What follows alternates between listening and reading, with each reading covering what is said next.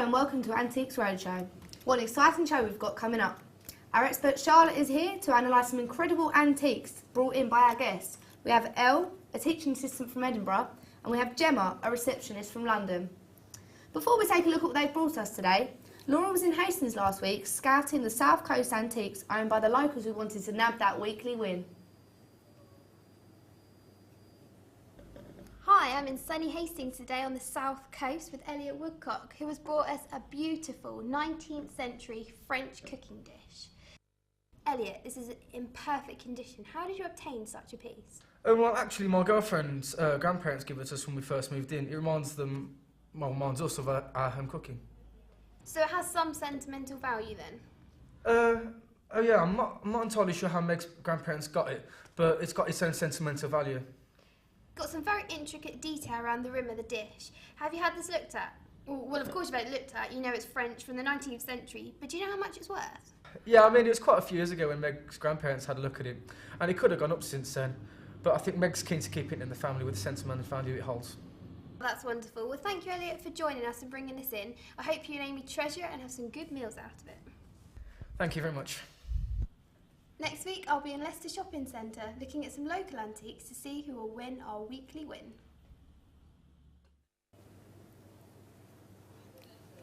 Well done, Elliot. Now you can enjoy the money and some homemade cooking.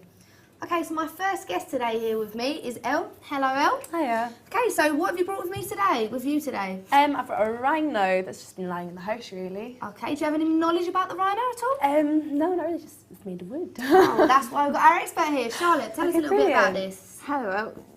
Tell me, do your family have any ancestors in Africa that you know of? No, not that I know of, but I do know my great-great-grandfather. He used to work around Africa in his travels, so...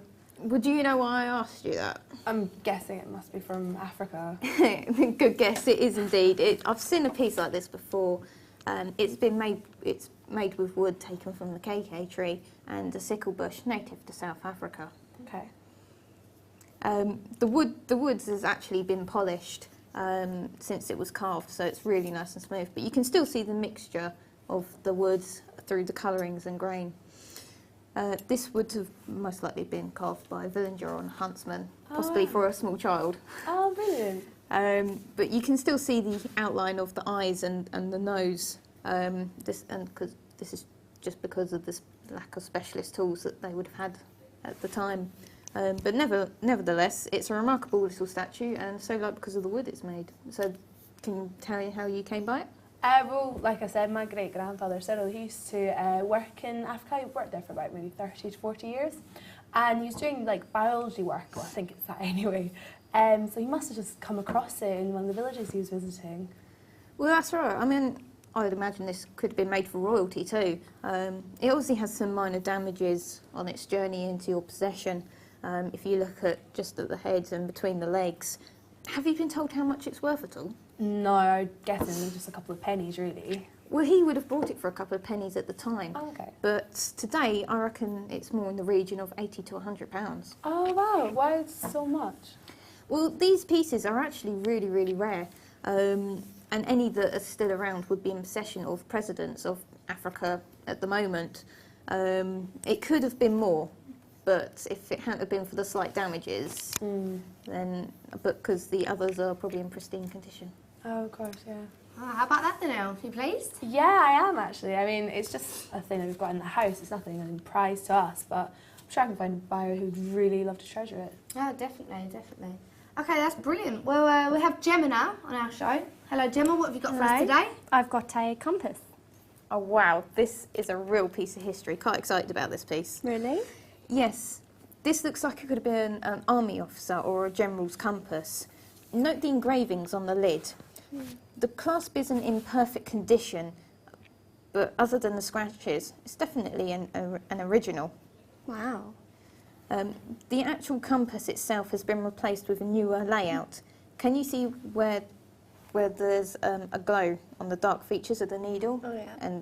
And for each direction? This would have been really great had it had its original face.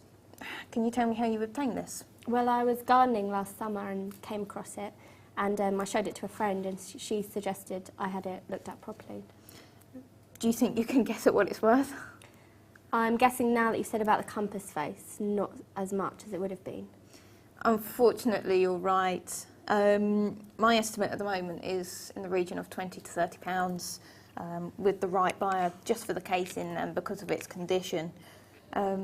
Had it come to the original, had there been the original face there, you would be looking in the region of £100 to £200 just for the that's a compass. shame. Okay, well, I might still find a buyer, but if not, I'll just keep it closed for decoration at home. Yes, it's a great little piece. Thank you anyway. Well, that's a shame, Gemma. Well, hopefully if you find the right buyer, you can get a bit more money for it. So, Charlotte, I see you're an expert and you brought along something of your own. I have indeed. This is a necklace, 15th century, from the medieval period. Oh, excellent.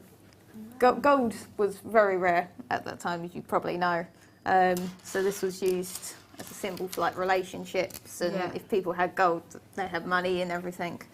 So this was quite precious to those people at the time. That's brilliant. Lovely to know. Well, thank you very much, Charlotte, our expert for this week, and I hope our lovely guests have appreciated you. Thank you. Okay, and thank you, Elle and Gemma, for bringing in your antiques. Thank you. All right, join us next week when we'll have Dr. Peters and